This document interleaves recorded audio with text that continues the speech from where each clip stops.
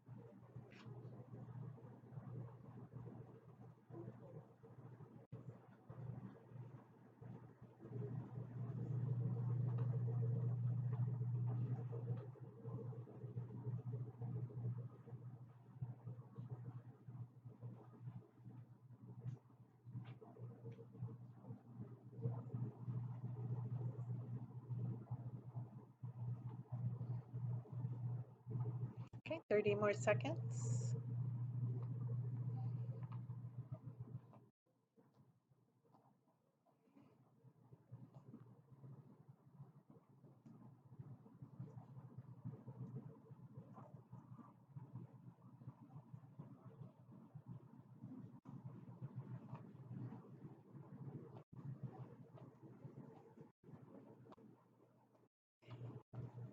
And now I would like for you to find a new partner, one that you didn't work with on the last activity, and share your list together. Take 1 minute.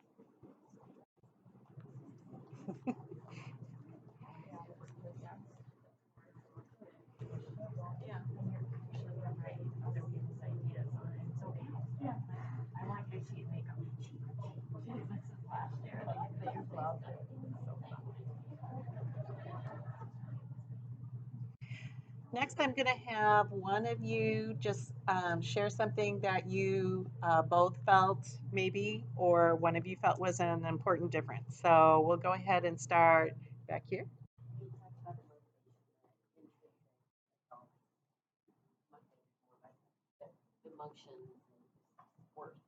Mhm. Definitely, definitely a main difference. And up here with Allison and Dodi.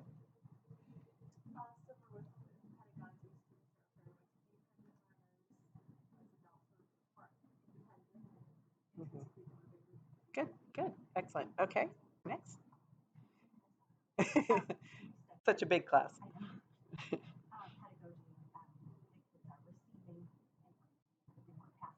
Mhm. Yeah, okay. Okay, excellent, excellent. Okay, so go ahead and have a seat. Thanks for sharing. Good job on the Think, Pair, Share. And just checking your list now. This was the recap of just the video about andragogy. And you can go ahead and look over the things that it spoke about real quickly.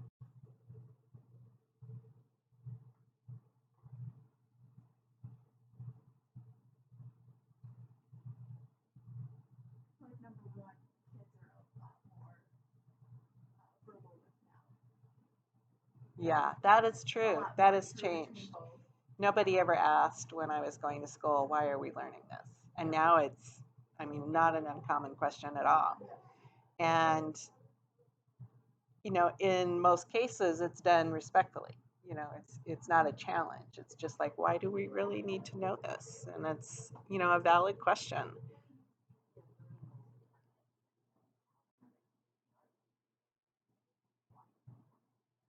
Right. And it's hard for them to understand why we would be learning something, but, because they don't have the bigger picture sometimes. Okay, so yeah, we did that. Okay, and then you can kind of look at your list and see if there are any things that perhaps you didn't think of on this list that I found.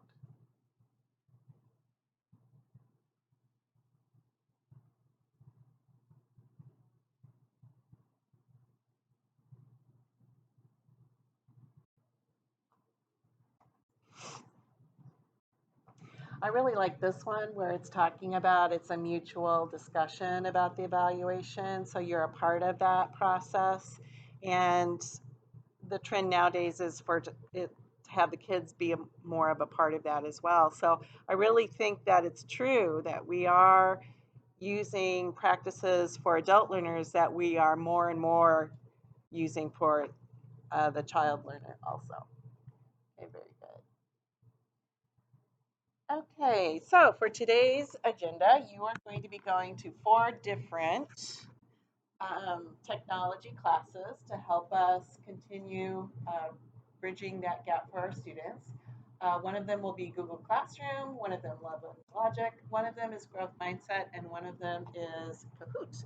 And at approximately 15 minutes for an introduction, you'll have a TripAdvisor situation, 15 minutes where you're given some information, and then your sightseeing tour will be you actually going on your journey and learning that new information.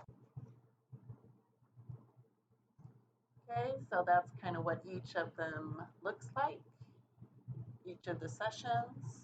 And the goal really here is to have you use that technology in your classroom, in actual lessons, instead of just hearing about it and then, if you're like me, maybe never getting back to it again because it's pretty hard. So the goal is to give you the time to embed it into your classroom plans. Okay, and again, the goal is to walk away with a usable lesson, a usable product in your lesson plan.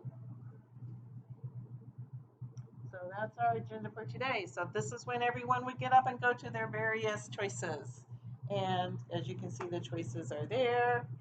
Um, but the only one that I worked up, since we only had to do one, is Google Classroom. Okay, I started using Google Classroom last year, just barely, last quarter. And it just kind of swept me away in a new direction. And I felt like it was very empowering for myself as a teacher, and it transferred on to the students. I have a lot of kinks to work out with it still. Like, for example, what about work completion? How are they getting more work turned in? And I would have to say that was a struggle because it was over there on the computer and they could kind of procrastinate and not get it done. But those are all things that I can work out.